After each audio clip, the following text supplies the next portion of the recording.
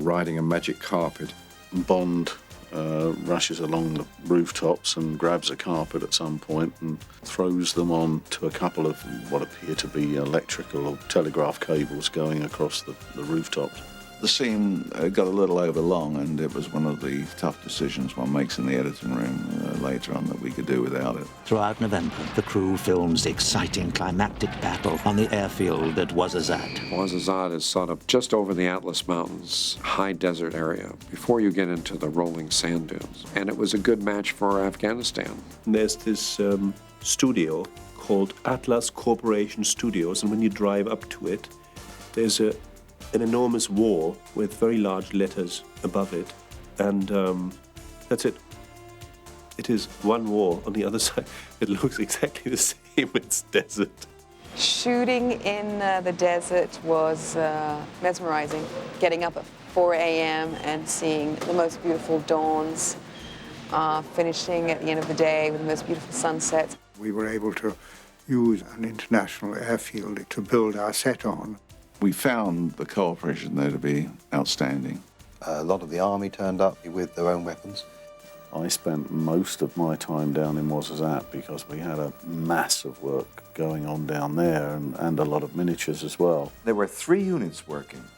We'd be rigging for the battle, and I would rush backwards and forwards on one of the motorbikes from the chase sequence. Richardson also has to create a ravine and bridge for the battle sequence. We needed a bridge that had to look as though it was over a terrifyingly high ravine. There is a modern bridge in Ouarzazate that goes over a stream bed. So John Richardson and his men built what we call a foreground miniature.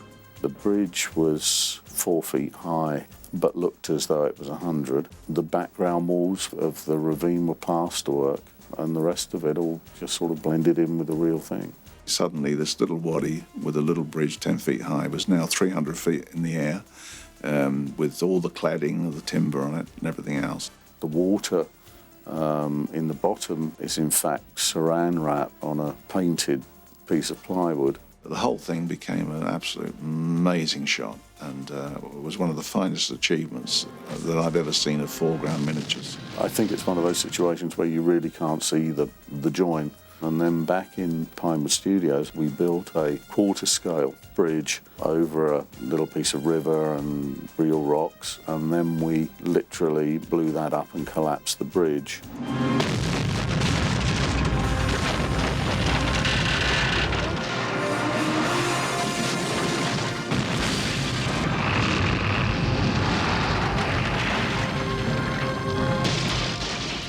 Other illusions are achieved in a slightly more low-tech way. When we came to the actual shot of where it mounts the ramp, of course, it was impossible to do on the real aeroplane. It was just far too difficult and dangerous. Well, it's not possible because Hercules are not allowed to taxi with their ramps down. So we got in the largest furniture van that we could find. We were actually on a truck on the runway, and the Jeep came up behind us, and in it went. Because the sequence requires so much action, the producers minimize the risk and bring in Dr. James D'Orta, who happens to be a cousin of Cubby Broccoli's. So we had an emergency surgeon on the set, which is basically unheard of. We flew to Ouarzazate, and the crew had built a 007 MASH unit. Jamie was wonderful. He used to carry out minor operations on site. The guys were coming up and saying, "Hey, Doc, I got me a mole here. Can we get that off?" Everyone on the crew had a lump removed. They were usually fixed in the bar at night, After these guys had, I think, a couple of pints, then they started realizing, oh, yeah, I do want that thing taken off. And there we were, doing plastic cosmetic surgery in Ouarzazate. But D'Orta also has more serious work. A horseman had fallen off of a horse as the horse was going across a bridge and lacerated his radial artery. He had to do some surgery on him in the middle of nowhere in a tent. My nurse, Barbara Broccoli, standing there gloved as I exposed the area, cleaned it.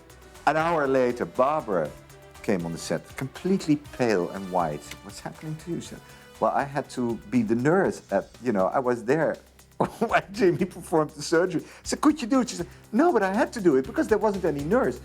I said, how did you do it? By closing my eyes, she said. The crew returns to Pinewood at the end of November and a few weeks later welcomes some special guests to the set. During the filming, the royal couple, Princess Di and Prince Charles, were going to make a tour of Pinewood. And they asked that Cubby and I escort them around the studio. They were being totally entertained because, you know, a Bond movie is like a place for a kid to arrive. Prince Charles assists with the filming. When Prince Charles came down, we rigged it up and I actually gave him the switches to fire it. Which he did. He pushed the button in and sent a missile down to a target downrange. For somebody not used to it and not used to, you know, having to cope with something like that, he did it amazingly well. Princess Diana has some fun of her own. We got some of the breakaway bottles that were made in the plasterer's shop. I said to Diana, why don't you smash a sugar glass bottle in your husband's head? Just for fun. This was front page coverage all over the world the next day. In every paper, every television station. And I was in the middle, laughing. In January, Timothy Dalton and Andreas Wisniewski fight to the death on a recreation of the Hercules cargo hold on Pinewood's B stage. They rebuilt the back of the plane in the studio with this net hanging out of it, built a landscape of plaster Paris and a horizon and enormous fans. We were actually shooting from a crane, shooting down onto the miniature mountaintops. And the net was torn across the set and no more than 6 or 8 feet above the mountaintops. So for 3 days, we ended up hanging in this net, matching to the aerial shots that they'd already taken. The net bouncing up and down we accomplished with wires and counterweights so that we could control it and match the sort of frequency of the flapping that it was doing. We'd just done an hour of it out of what was going to be 3 days, and Timothy Dalton saying, I'm knackered already. The crew travels to their final location in mid-January, a frozen lake in Austria, for a scene showcasing Bond's new Aston Martin. And the idea of bringing back the Aston Martin was, you know, for traditional Bond fans is a great positive.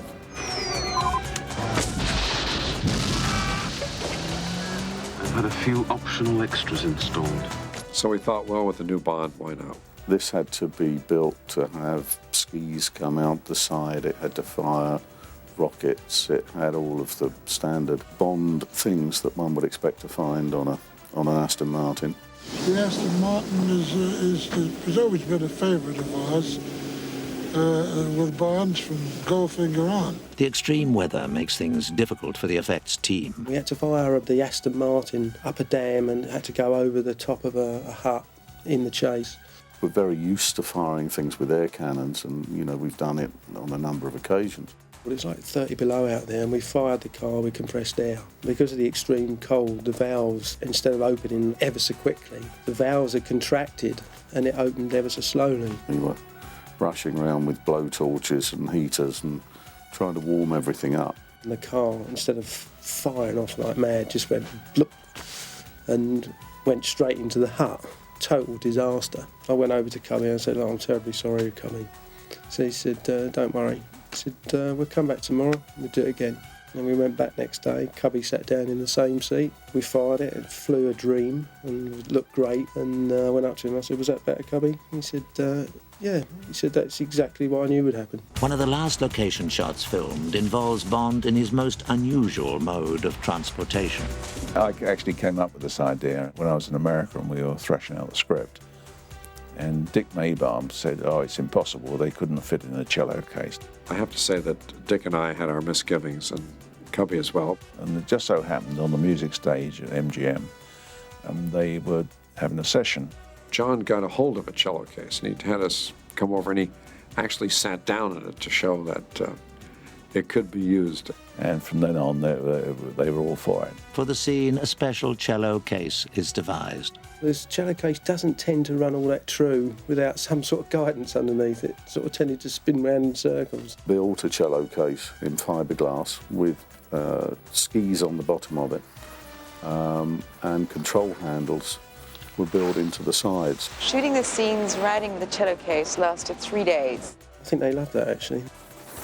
I did not enjoy that. I had quite a whale whizzing down the slopes on that. I did not enjoy that at all. There was times when it went out of control. I was the one who had to control the cello case as we were going down the slope. And there were times where we were hanging on the back to slow it down. And on one side was the ravine, and down at the bottom was the camera crew. One time it went past me and I dived at it because the shot was over and they were still carrying on. Timothy weighed more than I did, so it kind of was slightly off balance. If we didn't stop them, there was a long way down the piste and it would have become very dangerous. Plus, they put firecrackers underneath the snow, so it looked like they were shooting at us, and I have a phobia of explosions. They both were screaming with delight. I hated doing those scenes. Doug! We've nothing to declare! The Living Daylights wraps production in February. The coming attractions promise a more dangerous Bond, and Dalton delivers, delighting fans of Ian Fleming's spy sagas. We don't expect him to be copying Roger Moore or Sean Connery. I mean, he is an actor, and he has his own interpretation. He portrayed all the smouldering qualities that we were trying to introduce into the picture, and he was very good in the love scenes, certainly the action scene.